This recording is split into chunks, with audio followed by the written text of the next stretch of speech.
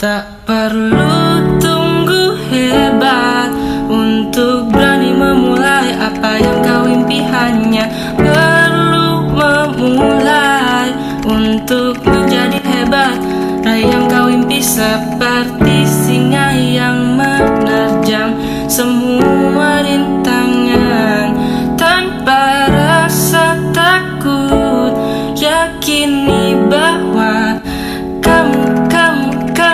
kamu terhebat. Assalamualaikum warahmatullahi wabarakatuh. Apa kabar anak-anak? Semoga kabar kalian baik-baik saja ya. Nah, sebelum kita memulai pelajaran hari ini, marilah kita berdoa bersama agar saat kita belajar, ilmu yang kita dapatkan dapat bermanfaat bagi kita, dan tentunya proses pembelajaran kita hari ini dapat berjalan dengan lancar. Berdoa mulai.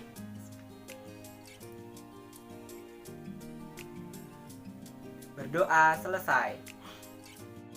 Nah, sebelum kita memulai pelajaran, agar kita lebih semangat untuk belajar dan memiliki motivasi yang banyak ya, yang memiliki motivasi yang banyak sekali untuk belajar, untuk mau berprestasi, untuk memahami materi, anak-anak, mari kita menyanyikan sebuah lagu ya. Nah, Bapak contohkan dulu. Tusa-tusaku ayang sabui, adu-adu gaju yang saya gati-gati yang sadi akaka, tusa adu gati yang sanya amuse. Sekarang kita nyanyikan bersama-sama. 1, 2, 3. Tusa-tusaku ayang sabui, adu-adu gaju yang saya gati-gati yang sadi akaka, tusa adu gati yang sanya amusem. Nah, setelah kegiatan bernyanyi tadi, sekarang coba kalian tahu tidak lagu ini mirip apa, atau pernah dengar tidak lagu ini? Oh iya, benar sekali. Ini adalah lirik dari lagu Satu-Satu Aku Sayang Ibu. Nah, tahu tidak kenapa dari lagu ini apa yang dapat kita pelajari? Nah, sebenarnya anak-anak, lagu ini adalah lagu Satu-Satu Aku Sayang Ibu, tetapi yang liriknya dibalik. Nah, kalau kita belajar juga begitu. Kita harus belajar dengan sungguh-sungguh, sehingga apa yang kita dapatkan, informasi yang kita dapatkan itu masuk semuanya dan kita dapat memahaminya. Sehingga apabila kita menjelaskan kepada teman, ditanya guru dan orang-orang di sekitar kita tentang materi pembelajaran kita, tidak terbalik anak-anak, jadinya kan bingung. Jadi dari materi ini kita belajar untuk membaca, terus untuk mempelajari pelajaran yang telah kita pelajari agar kita tidak lupa dan ilmu kita tidak terbalik-balik. Benar sekali. Berbicara mengenai kegiatan membaca, nah, anak-anak tahu tidak hal apa saja yang harus kita perhatikan saat membaca nyaring? Anak-anak belum tahu ya? Kalau begitu, Bapak jelaskan ya. Yang pertama adalah lafal. Lafal yang kita ucapkan harus jelas setiap kata per kata. Yang kedua adalah intonasi. Kita harus memperhatikan tanda baca dalam membaca sebuah teks dengan nyaring. Misalnya, tanda titik berarti kata yang kita ucapkan bernada datar. Yang ketiga adalah ekspresi. Kita harus ekspresif dalam membaca agar orang lain atau teman kita memahami situasi yang ada pada teks bacaan tersebut. Yang keempat, anak-anak, adalah tanda baca. Kita harus memperhatikan tanda baca. Misalnya titik, berarti kita harus berhenti. Dan yang terakhir adalah suara yang harus kita ucapkan itu harus didengar oleh teman-teman kita. Jadi semua orang harus mendengar. Kita harus membaca dengan lantang. Benar sekali. Baik, kalau begitu anak-anak, kita langsung saja masuk kepada materi pembelajaran kita hari ini, yaitu tema 2, subtema 2, pembelajaran pertama, manfaat hewan bagi kehidupan manusia. Sekarang Bapak tanya kepada anak-anak. Coba anak-anak sebutkan hewan apa saja yang dapat kita pelihara. Ya, betul sekali, kucing. Apalagi? Kura-kura, iya boleh. Ikan, Ya boleh. Lalu apa coba? Satu lagi coba. Sapi. Iya, sapi untuk diternakan ya. Setelah memahami cara membaca, sekarang anak-anak coba praktikkan dengan membaca kisah ayam jago yang ada di buku kalian ya. Coba bacakan dengan nyaring. Nah, setelah anak-anak membaca, anak-anak coba sebutkan kata-kata apa yang belum anak-anak pahami. Iya, contohnya adalah bergumam. Bergumam adalah mengucapkan kata tetapi terhalang di mulut. Contohnya, saya sudah makan, seperti itu. Itu bergumam. Jadi berbicara tapi tertahan di mulut dan kurang jelas. Lalu sekarang apa saja nih yang ada kisah-kisah yang ada di dalam dongeng tersebut? Coba anak-anak sebutkan. Oh iya, ayam jago salah dalam melihat matahari, padahal itu adalah bulan purnama ya.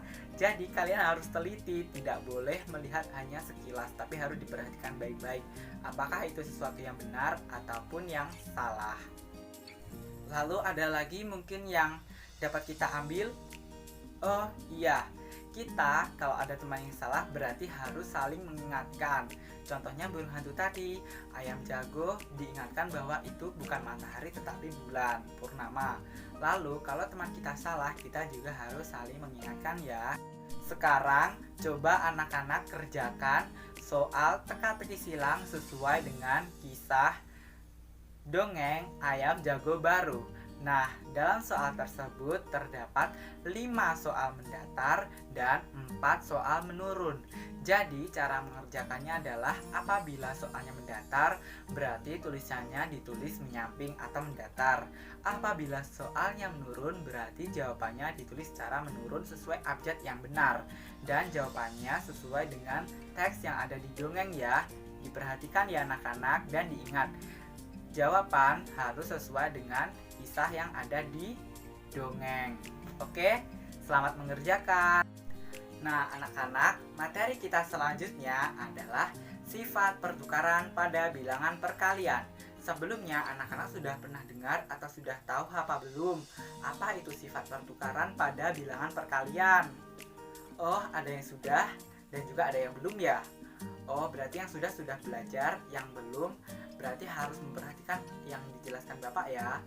Nah, sifat pertukaran pada bilangan perkalian adalah ketika dua bilangan yang dikalikan itu apabila ditukar posisinya akan menghasilkan nilai yang sama.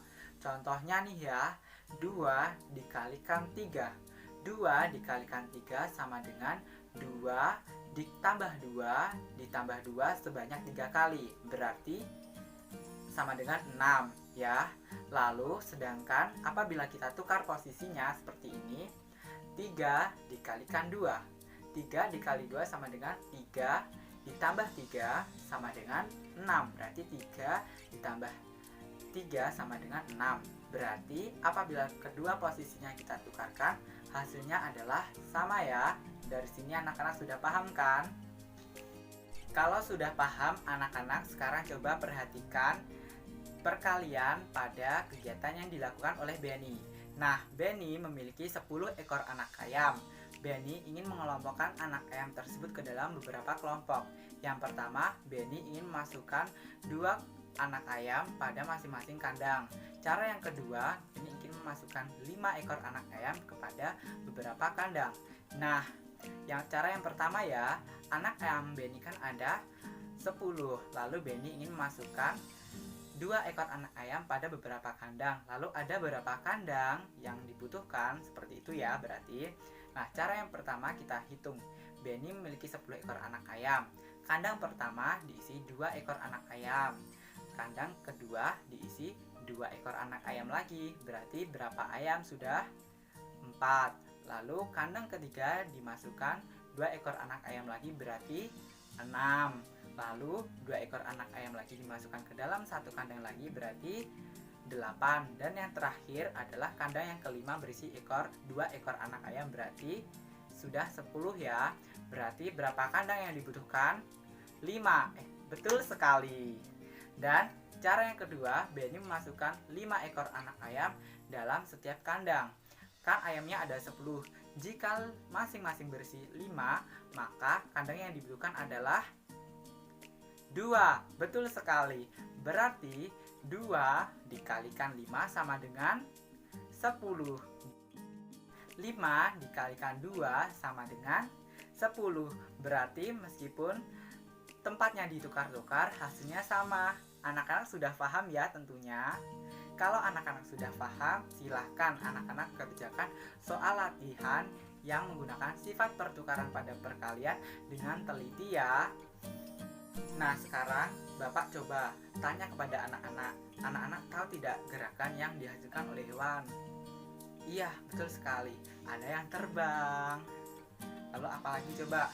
Ada yang merayap, ada yang melompat, dan masih banyak lagi. Nah, dari gerakan-gerakan tersebut anak-anak, kita dapat menghasilkan atau membuat ide gerakan sebuah tari dari gerakan yang dilakukan oleh hewan. Contohnya seperti tari merak. Tari merak anak-anak terinspirasi dari gerakan yang dihasilkan oleh burung merak. Lalu ada tari semut yang terinspirasi dari gerakan semut yang merayap kecil-kecil. Lalu ada tari kuda lumping yang terinspirasi dari larinya kuda ya. Nah, sekarang kita akan menirukan gerakan ayam.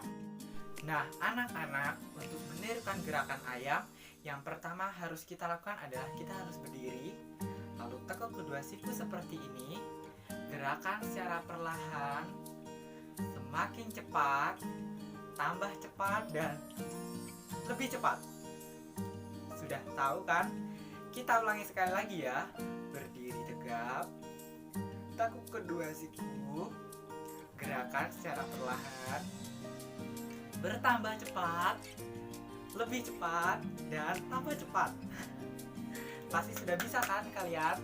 Nah, kalau sudah bisa, anak-anak silahkan tirukan gerakan kupu-kupu. Bagaimana gerakan kupu-kupu? Nanti silahkan amati, tirukan, dan contohkan dengan sempurna ya. Bisa dimengerti anak-anak. Selamat mencoba. Lalu sekarang materi apa saja anak-anak yang sudah kita pelajari dari pertama sampai terakhir tadi? Ya, kita tadi sudah belajar membaca nyaring, menentukan isi yang ada dalam sebuah bacaan. Lalu kita juga belajar sifat pertukaran pada perkalian, ya kan? Tadi juga sudah ada yang bisa gitu, yang belum bisa juga jadi bisa, seperti itu ya. Lalu tadi apa coba? Yang terakhir kali apa tadi? Iya, melakukan gerakan tari dari gerakan yang dihasilkan oleh hewan, dan anak-anak sudah melakukan dengan bagus sekali. Nah, lalu coba gerakan atau kegiatan apa yang paling anak-anak sukai dalam kegiatan pembelajaran kita pada hari ini? Oh, suka menirukan gerak hewan, berarti suka menari. Ya, lalu ada lagi. Oh, suka membaca. Pintar sekali. Lalu ada yang suka menghitung. Oh, banyak sekali malahan. Tepuk tangan untuk kita semua. Kita sudah belajar dengan baik pada hari ini.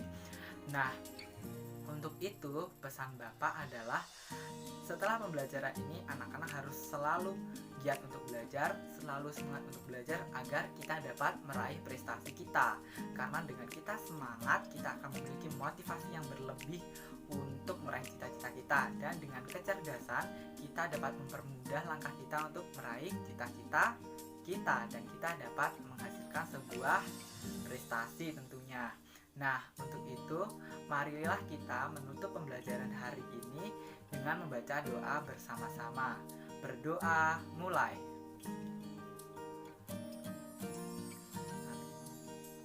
Nah, anak-anak, sekian pembelajaran dari Bapak pada hari ini. Apabila ada kurang lebihnya, mohon maaf. Wassalamualaikum warahmatullahi wabarakatuh. Sampai jumpa.